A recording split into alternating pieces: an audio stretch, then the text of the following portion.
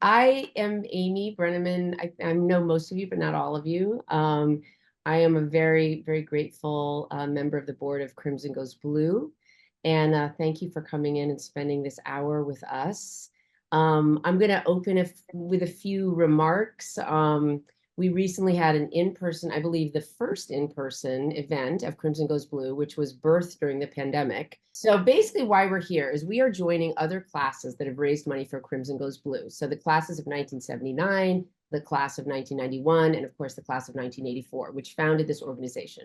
So let's raise some money, let's create community, and let's save democracy in 60 minutes. Let's do it. I want to start with some short words on why I'm here and why I'm really glad you're here, and why I am optimistic about this year's election, due in large part to Crimson Goes Blue. Some of you here are members of and are familiar with Crimson Goes Blue. Some are new, but honestly, all of us are vital to this election. It's, as you know, an all hands on deck kind of moment. So I turned 60 this year, in 5 days to be exact. I am joining some of you that are already there. Most of you will turn 60 by the end of this calendar year. And as one does in a milestone year, I've been looking back at my life. I've been looking forward to the future. And I've begun to place my own lifespan in the context of history. And there is a caveat, which is my thesis advisor, Miranda Shaw, in my concentration of comparative religion, once very lovingly said that I was the most ahistorical person she had ever met. She said, "You have no intrinsic sense of causality." So I responded that that's part of my quirky charm. Ask my husband. Okay, so with that caveat, here are some historical facts of my life. When I had an abortion at age 21 in 1985, Roe v. Wade was only 12 years old. For me, it seemed like it had always been the law. In the 12 years of the Reagan-Bush era, my father's life's work as an environmental lawyer, which was shoring up environmental protections for the public, he worked during the creation of the EPA, was reversed. He went on to start the Connecticut chapter of the League of Conservation Voters to successfully enshrine these protections on the state level. My husband Brad and I created our family through IVF, which at that time was mere decades old. So I guess what I'm realizing that as a younger person, what felt certain and solid and eternal was in reality in the understanding of this newly minted 60-year-old, often sparkling new policy. So I was at some march or other for reproductive rights during the last half decade, because, and I saw a sign that you may be familiar with. A woman a generation older than me held a sign saying, "I can't believe I'm marching again for this shit." And I was like, "Yeah, sister, I can't believe it either." Until I realized at that moment that I, in fact, hadn't marched for this shit before. She had marched for me. And now it was my turn to march for others. So what naive privilege had me assuming that I would never have to march, that others had fought for rights that were now settled forever and ever, amen. It is, in fact, true that each generation must shore up the fight for equity and democracy for the next generation. And now, class of 1986, it's our turn. So I don't know about you, but I can't do anything alone. I get too lonely, scared, and distracted. And 4 years ago, I was lonely, scared, and distracted, terrified and spinning as the 2020 election loomed. And my dear friend, Sabrina Peck, class of 1984, said, "You should phone bank with my friends at Crimson Goes Blue. You should text bank. You should get involved. You don't have to be alone anymore." When I met Lisa Ulrich and Janet Singer, I knew I had found my home base. I'm honored to serve on the board of directors of Crimson Goes Blue and excited to tell you, along with John and others, more about the Crimson Goes Blue portfolio, where your political giving will make a difference. And you can be assured that you are doing everything you can on a daily basis to work for democracy. Crimson Goes Blue's political director, Janet Singer, who you'll hear from in a moment, was a former midwife. And as she knows, I can't get enough of that factoid. So indulge me, and Janet, you be patient with me again, as I continue to explore the comparison of childbirth and the election of 2024. Childbirth is transformational. We are on a ride into the future, courageous enough to take the next step, knowing that we ourselves are changing because of the times we live in and how we meet the challenge of the moment. I am a different person and activist than I was 7 years ago. Childbirth is exciting. Something new and robust and filled with life is coming into the world. In our country, truths are being exposed, laws are being shored up. The backlash is fierce, but the way forward is clear. Childbirth is science, as in data, as in, yes, there are emotions, but there are also cooler heads in the room with a strategy and a way forward to push the new life through, like Lisa and Janet. Childbirth is painful. Fears are confronted. There are many moments of thinking, there is no way I can fucking do this. But finally, childbirth is hopeful. Saying a cynical no is easy. Doom scrolling is easy. Getting stuck in the cycle of outrage porn is easy. But taking responsibility for our mental health and our collective well-being is hopeful. Saying yes to faith, hard work, and the unknown is deeply hopeful. Crimson Goes Blue is built on hope. Not empty hope, but hope that if we use our time and funds strategically, we can influence the outcomes of elections. They correctly predicted that there would be no red wave in 2022. And as you'll hear tonight, they believe there is a path to victory based on data and experience that we can build together. So that's why I'm here. And what we are doing tonight is raising money as a class. So the class of 1979 raised $120,000 for the portfolio in 3 weeks. The class of 1991 raised $40,000 for the portfolio in 2 weeks. We, the class of 1986, would like to raise $100,000 by June 30th. The good news is that we have already raised almost $19,000, maybe more actually. So in a moment, I will turn the Zoom over to Crimson Goes Blue's political strategist, Janet Singer, who will explain why giving by the end of June is so important. Because now is the time when funds are needed for campaigns. By October, these funds cannot be used strategically, and most of that money will go to overpriced ad buys. For those new to Crimson Goes Blue, and you'll hear more about this, every dollar raised for the portfolio will be used in the most competitive races and organizations mobilizing Democrats in swing states. The Crimson Goes Blue portfolio, honestly, is your one-stop for donor-advised strategic political giving. And more good news, donors do not have to be associated with Harvard. So if you know people who are worried about the election, perhaps you do, and are desperate to know that their donations have the most impact, steer them to Crimson Goes Blue. We've created a donation page where those donations will be attributed to the Class of 1986 Challenge. And you will hear more about that in a minute. So that is why I am here, and I'm so glad you are here. And now it is my pleasure to introduce Janet Singer of Crimson Goes Blue, who will discuss Crimson Goes Blue's strategy and plan for victory. Hello, everybody. It's really great to see so many of you here. Raw to your class for that. I'm the political director of Crimson Goes Blue, so it's my job to determine the strategy and also, along with John Ries, to pick where we recommend that you put your money. I want to start tonight by acknowledging that I know there's a lot of anxiety in this room, and I don't think that's because we're all necessarily worried that we're going to lose as much as we know the stakes are high and this race is too close to take anything for granted. I do think the odds are in our favor, but only slightly, and so we need to do all the work to tip the balance so that we win in the fall.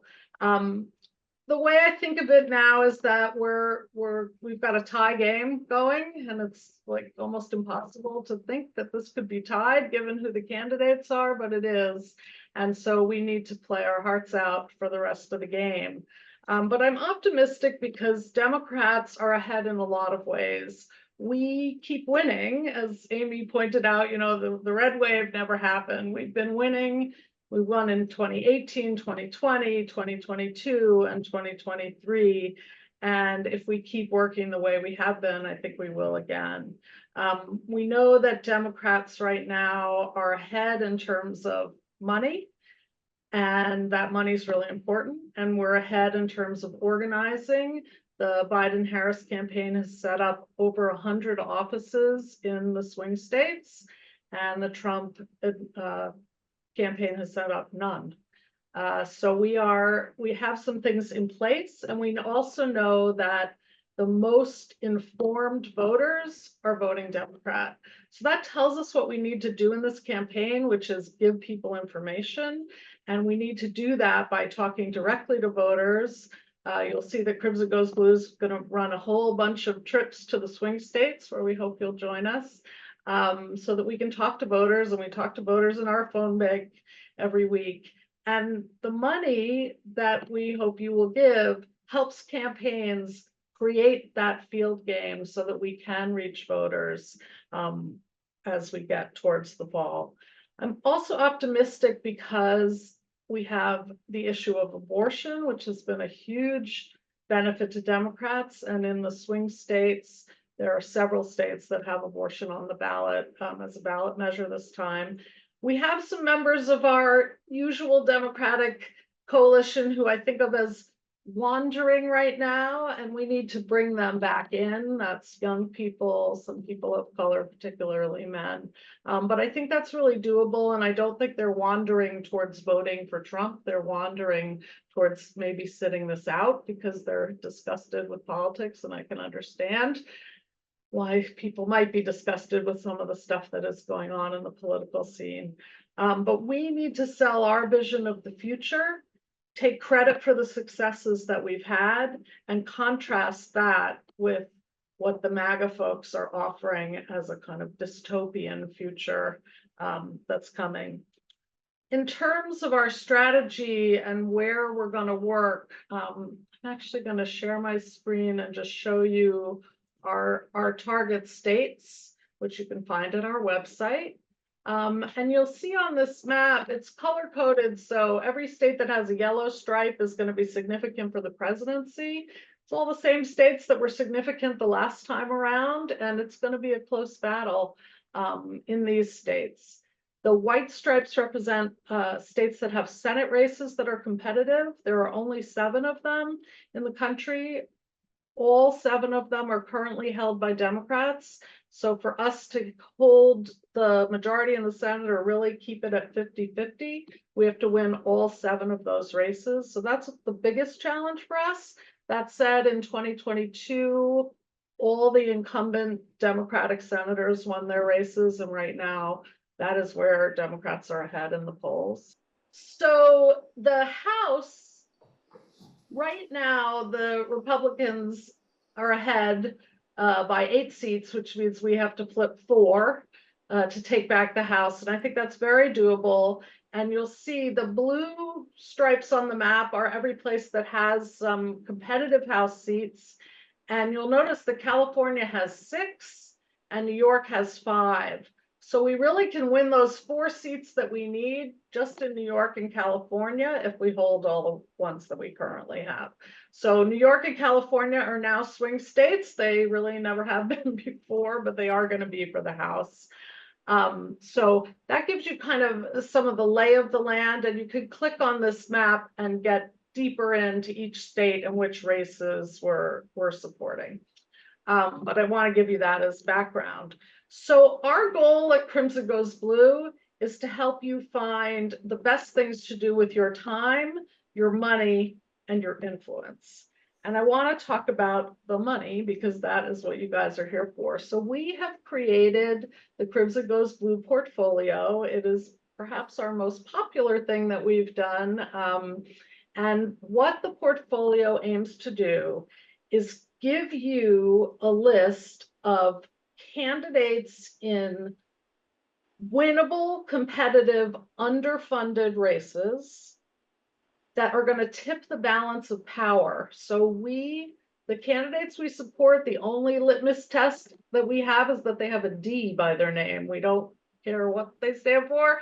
I mean, not totally, but we're not looking at their political views. We are looking at, can they be the difference in us winning the House, winning the Senate, and helping the presidency, helping us win the presidency. So we particularly look in states that have a presidential competitive race and a Senate race and some House races, that influences what we choose. And then we look at how much money have these candidates already raised, and especially how much have they raised in comparison to their Republican opponents.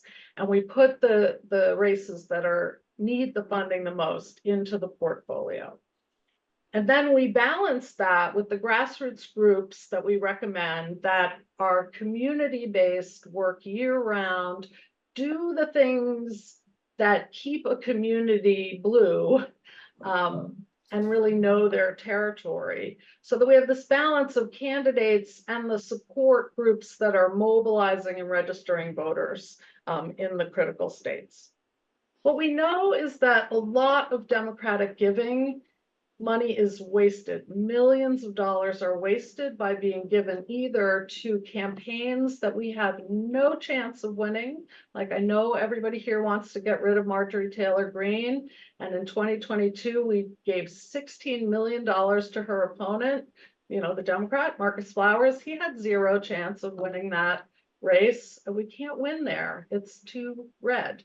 So we're helping you not give to those races. By the same count, there are a lot of Democratic races we give to where they're going to win whether you give them money or not. Elizabeth Warren is not in danger of losing her seat. I love her, but you don't need to give her money. So we're steering your money to the most effective place, and we're emphasizing down ballot races where the marginal dollar goes a lot farther. Our track record is that if you look at Democrats just generally giving to House races, only 40% of the money goes to races that are decided by single digits. The Crimson Goes Blue picks on the last round in 2022, we had 84% of our races were decided by single digits. So that's 84 compared to 40 if you try to just do this on your own.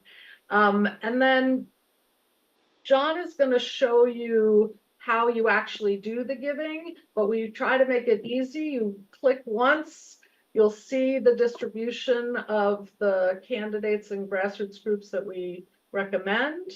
And then when you click donate, you can also click to not have them send you spam afterwards. And I know John is going to tell you how to do that, because I know all of us get more texts from politicians than we get from our friends. So if you want to put a stop to that, we help you do that. I think I'm going to end it there by saying that we want you to use Crimson Goes Blue as your financial advisor for political giving, and also to share that with your friends, especially Democrats who want to give but are overwhelmed and don't know how to do it smartly. And I want to give a little time for questions. So I know we've got a tight schedule tonight, but if people have questions, I think Lisa, our managing director, you can field some. And fielding questions. I just want to echo Janet and thank Amy and John for organizing this. Yes, Franklin Codal said, I attended an event similar to this by a group called Flip the Vote. How do you see your efforts being similar or different than theirs if you are familiar with them? Yeah, I'm somewhat familiar with Flip the Vote, but I haven't looked recently. I should say that we do, like, the numbers crunching that we do in partnership with Swing Left, and I'm pretty sure that Flip the Vote and Swing Left actually are merged. So I think they've got a similar philosophy. I'd say what's slightly different in ours is that the balance we usually do is 60-40, so that you have 60% going to candidates and 40% going to grassroots groups, and they tilt a little more towards the candidates. But there are other groups definitely doing this. I like to think we're all on the same team, so I think they do have a somewhat similar approach. I see also there's a question about Montana.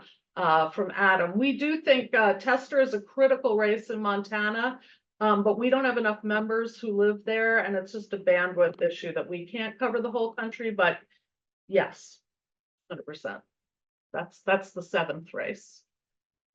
Are there other questions, Lisa, that you saw? No, not, but people are free to ask them by just raising your hand or yelling out.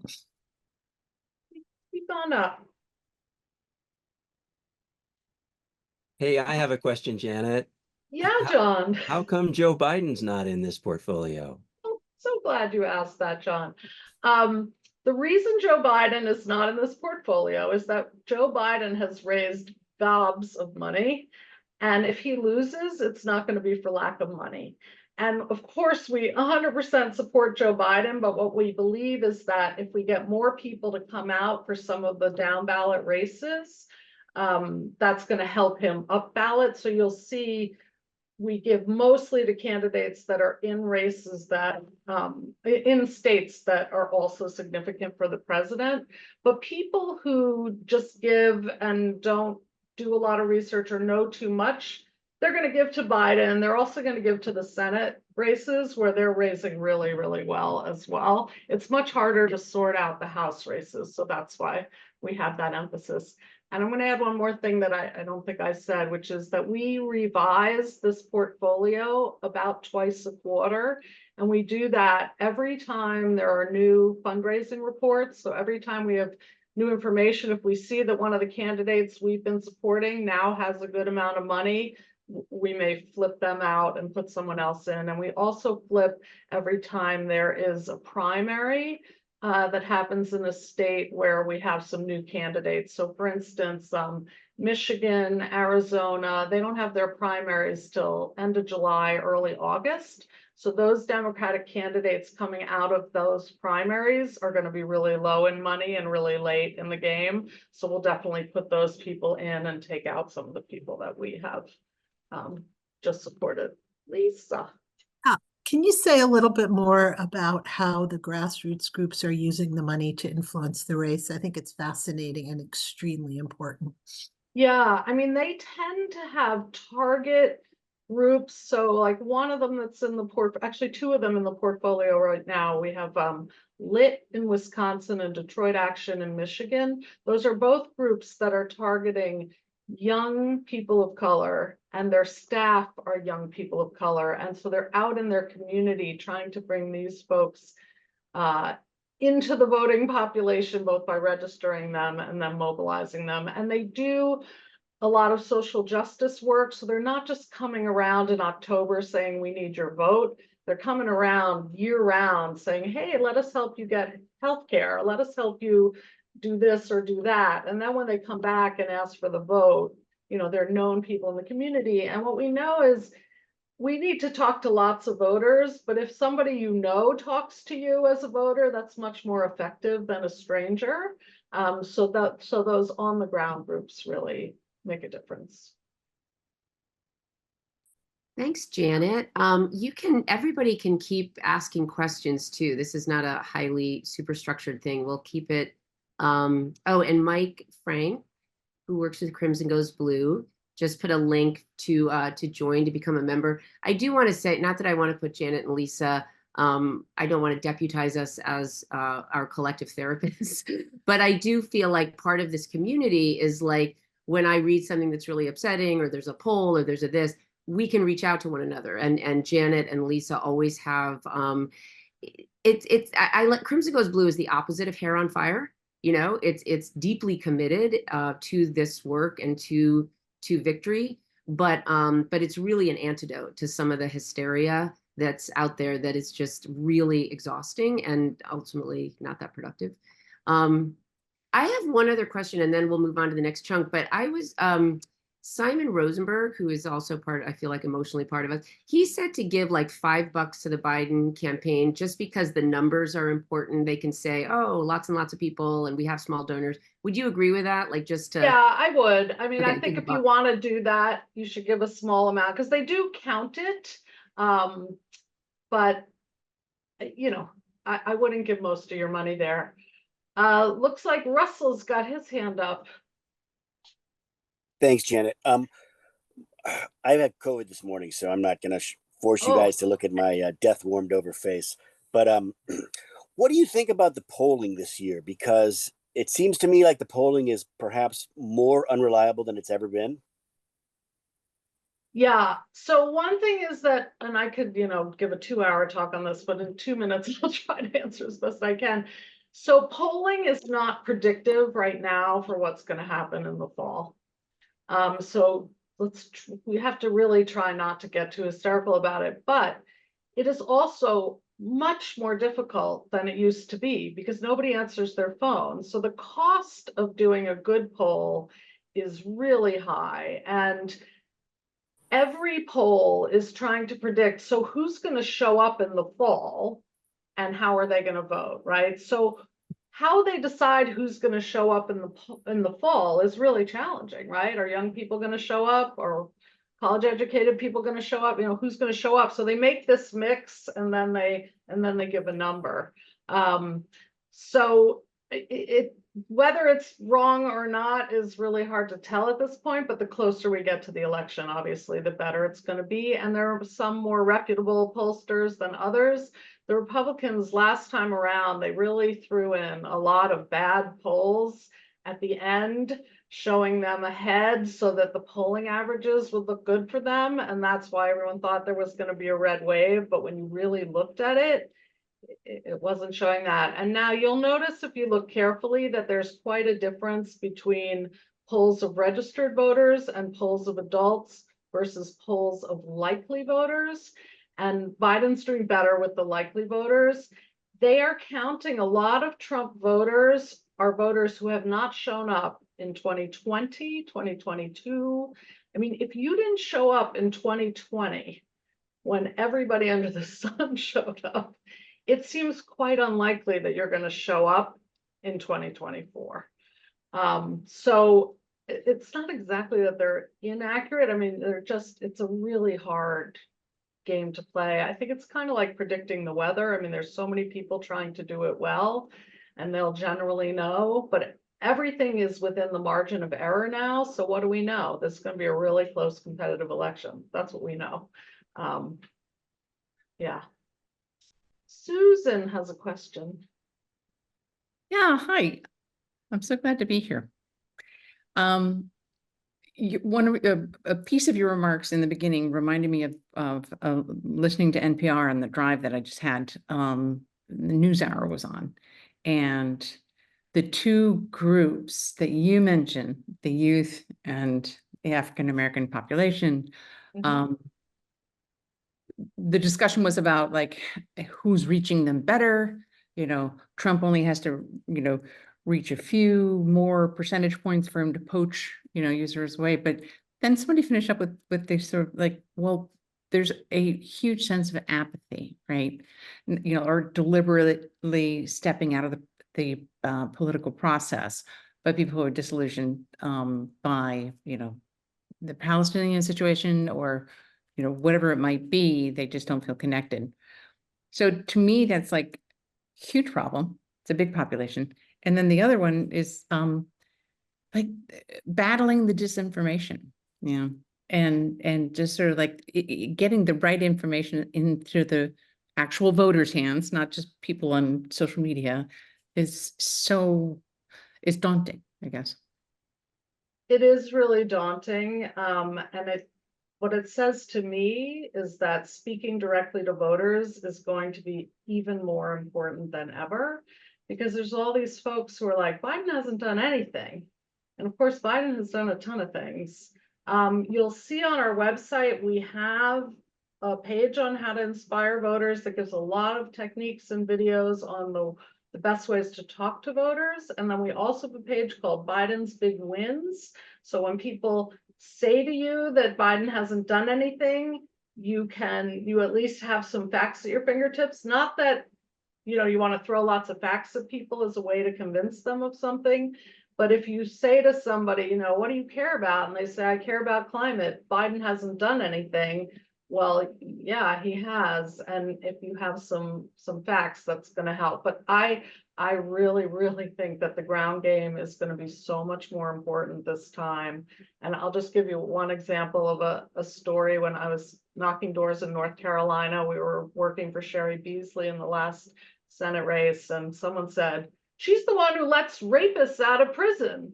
And I said, "Where'd you hear that?" And the woman said, "It's on all the TV commercials." And I said, "Now, you don't really believe everything you hear in a TV commercial, do you?" And she goes, "No, you're right." I'm like, "She's not letting rapists." So that conversation, we need to be having that. So I know tonight's about money, but stay tuned for the trips and the voter door knocking that we're going to do as a group. I want to, Janet, you can tell how hungry we are to have like data. See, you're a midwife. You're like, okay, calm down. What I suggest is, John, is because there's some wonderful other questions. Maybe we can keep the Zoom open at the end of, so people that Yeah. need to jump after an hour can jump. But I also don't, this is how community is built. So I also really want to honor that. You know, the other wonderful thing is we're talking about so many races that when I know I'm weary of a rematch, right? I don't, it's like, oh, I'm live in Hollywood. It's like, oh, the reboot, right? But there's lots of people running for lots of different races. And I do think that the more local, the better. It's like, you don't want to hear about Trump and Biden, totally get it. You know, let's talk about these other people, you know, and there's just many other characters in this wonderful democracy. If you get exhausted of the headliners.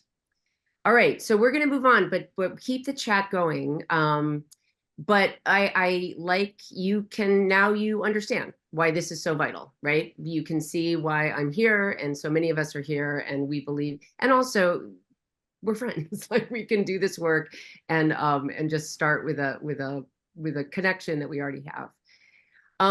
Okay, all right, class of 1986. So we've set this ambitious goal, which I'm actually pretty confident we can meet. As I said, your classmates have already given close to $20,000 toward this goal. We're going to have a little money raise in a minute, but John, will you kind of show us how to give money and what it looks like? I am happy to do that. I just shared a screen with the donation page we set up for our class on the Crimson Goes Blue website. We'll be sharing links to this, obviously, but this would be the place to go. There's a fair bit of information here. There's information about the portfolio. There are FAQ that tell you in detail who's in the portfolio at this time. As Janet mentioned, it changes almost monthly. But if reading websites feels awfully 90s to you, you can advance into the aughties or 2010s and watch a YouTube clip from Steve Kaufer, who has given a lot through the portfolio about why he does it. And then the real money is here. Well, yes, the real money is here on the donation page, on those buttons, those red buttons. If you hit a button, it will take you to an Act Blue page. If you've donated through Act Blue pages before, this should look familiar and seem familiar. If you've donated before, your browser may even remember all your contact information and how you've paid before. Our page has a few interesting features. One is this one's for our class, and it's telling you how much we've raised so far from our classmates this cycle.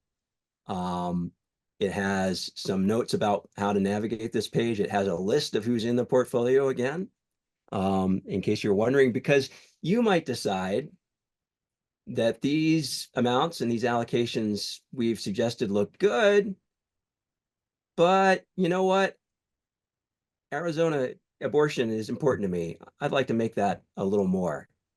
And, you know, Tony Vargas, if we win Tony Vargas's congressional district, that's probably going to net an electoral college vote for Joe Biden, because Nebraska is one of the few states that switches electoral votes. And so if you go in and adjust these numbers, you can do it to your heart's content. You can zero these out. You can turn them up to 11, whatever you want. And that figure up at the top will adjust accordingly. What I would ask you avoid doing is change this figure at the top, because if I write something in here, it means we lose all the detail down below. It goes to an even split and you lose our recommended allocation. Pro tip, if you ever do that and you want to go back refresh the page, it'll take you back to what our recommended allocation was. 7.5% right now for each of these congressional races, 10% for each of these 4 groups, including Crimson Goes Blue. We're trying to keep this organization going. You don't have to give to Crimson Goes Blue, but we hope you will. And when you're happy with this amount, hit donate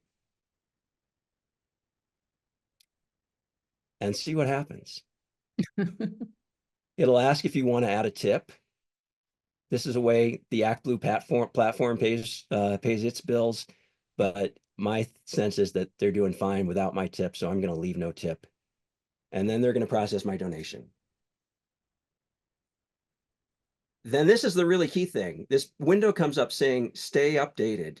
Thanks for your contribution. Would you like to share your contact information with the following groups? Which is like, yeah, I want to stay updated, but I don't want the flood of spam that I get, that I've gotten so many times when I've donated before. So I'm going to click no, not now.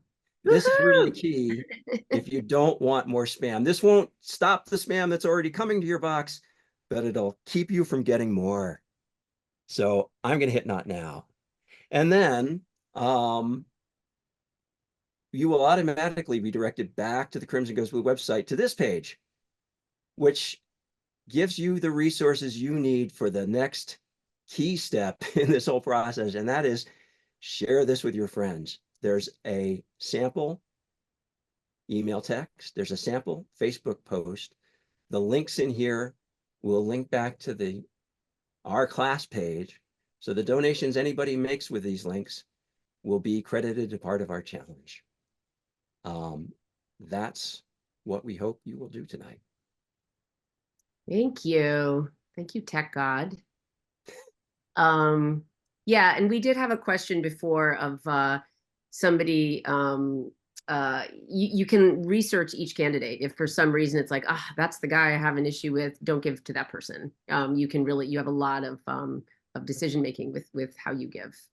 I add one sentence to that, Amy, which is because we are picking the closest races, it's rare that you have a candidate in our portfolio who's either far to the left or far to the right in the Democratic coalition. They're going to be the most middle of the road. So just so you know, that just by the nature of what we're trying to do. Got it. Thank you.